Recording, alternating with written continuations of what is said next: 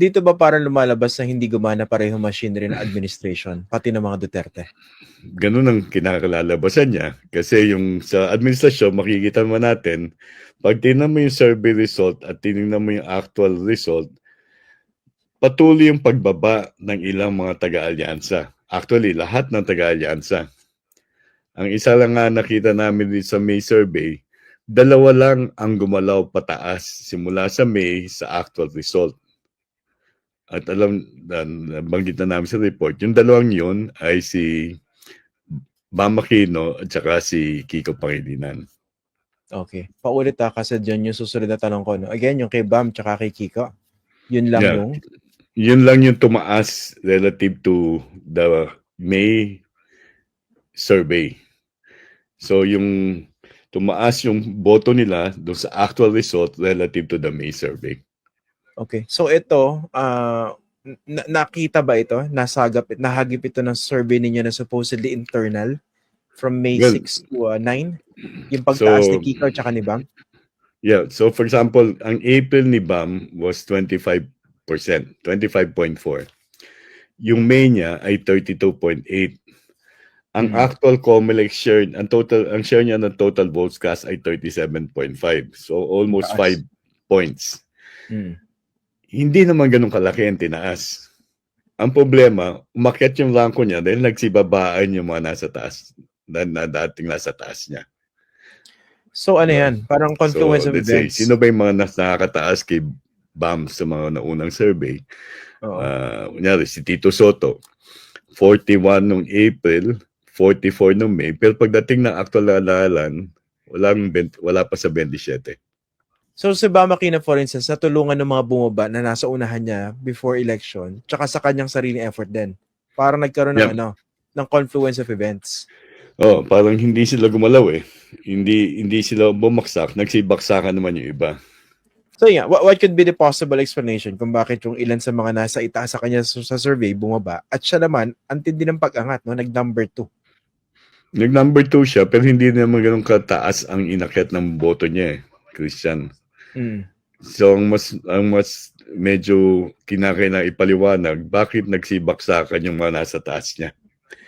Hindi bakit tumaas si Bam o bakit tumaas si Kiko. Kasi si Kiko, mas maliit yung pagtaas niya eh. Mula sa April, May. Nung April, 19%. Nung May, 25%. Sa actual election result, 27.5%. Di ba? Maliit lang. Pero yung mga nasa taas niya, katulad ni Ping Lacson, dati-dati 33, biglang bumaksak ng 27. So naungusan pa siya ni Kito ng 0.5 points in the actual result. Saan sila bumaksak? Doon sa report, ang ginawa ko na lang dyan ay tinignan namin yung result sa bawat region, saan sila tumaas at saan sila bumaba, comparing the May survey with the actual election result. Ito yung at lumalabas, kumbaga kung, matagal na akong teacher, Christian eh. Pag gumagawa ka ng grades dati, gumagamit ka ng grading record book, no? So, nire-record mo. Pag bumaksak sa quiz, kinakailangan gawin mong pula. So, nung ginawa ko yung table na ito, parang naalala ko yung class record dati. May mga pula, may mga green. Tinitingnan ko ito, no? Example, si Erwin Tulfo. So, basically, across all regions, bumaba siya. Pula lahat, no? Tumaas lang siya sa Cordillera. Sa Region 5, pero 9 points lang. Pero laki ng binaksak nila sa NCR. Tapos ito, tinignan mo ano yung mga pinamalaking propulsion ng boto? NCR, Region 4A. Region 3 is also big. Sino yung mga nagsibaksakan sa Region 3? Isa lang tumaas sa Region 3. Si Bam lang. Diba? Si De La Rosa, si Bam, si Kiko, si Marcoleta, nagsitaasan sa Region 4A. Diba? Relative to the May survey.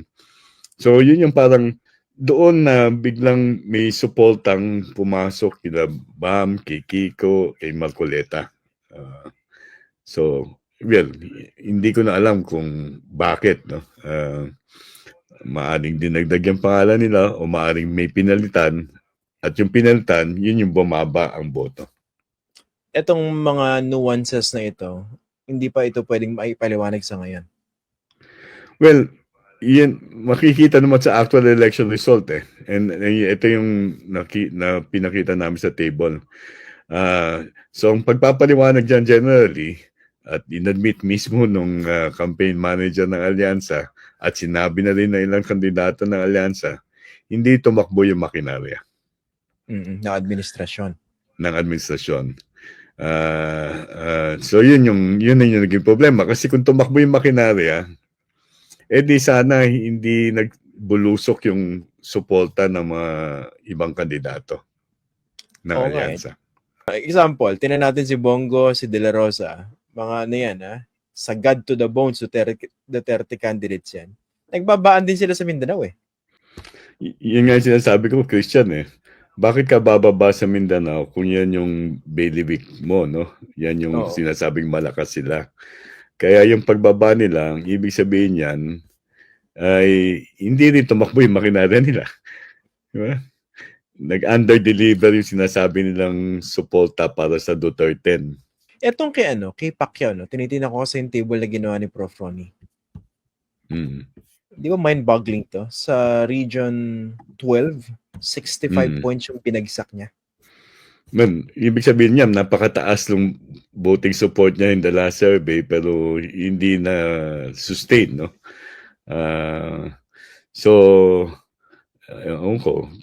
Complete withdrawal, junking in that particular region. Pwede nating tingnan kung ano yung mga probinsya, ano yung boto niya doon sa mga probinsya na yun, at sino nanalong local candidate doon. Yun yung talagang hihimayin mo, isa-isa, Christian eh. Ito pa. Si Pacquiao, 60, yung binanggit ko kanina, 65 points yung binagsak niya sa Region 12. Sa Region 8, 60. Yep. Eastern Visayas. So, yan yung parang bakit siya bumaksak ng ganun. Ganun rin. Sino ba may control ng East Region 8? Okay. So, ito parang parang indicative or... Nagbigay ng quiz no? Oo nga. Region 8. Medyo alam na. Okay. Madali naman iteration sa mga local officials at local support, no? Pero may pamilyang sinasabing may control ng Region 8, di ba? Oo nga raw. Okay. Sige. Okay. So, ito bang survey ninyo, tanongin ko na rin. Was this you decided to make this public in reaction to this public backlash, hindi lang sa Pulse Asia, kundi sa lahat ng survey firms in general? Well, basically, as I mentioned before, nung lumabas nga na hindi tugma yung Abril doon sa actual election result, una talagang hindi tugma kasi parati din naman sinasabi yan kahit hindi galing sa amin, galing sa mga nag-observe. Snapshot yan picture yan maaaring magbago yan, di ba? So, yun. And then there were so many questions that were raised. Sabi ko nga noon, nung tinatanong, hintayin nyo lang kasi pag-aaralan namin. So, hindi ko pa nakukuha nung time ng eleksyon yung actual na datos. So, ang ginawa namin, we spent more time in terms of looking at the data and putting it parallel to the actual election results, plus our April survey, or even our earlier surveys, down to November 2024.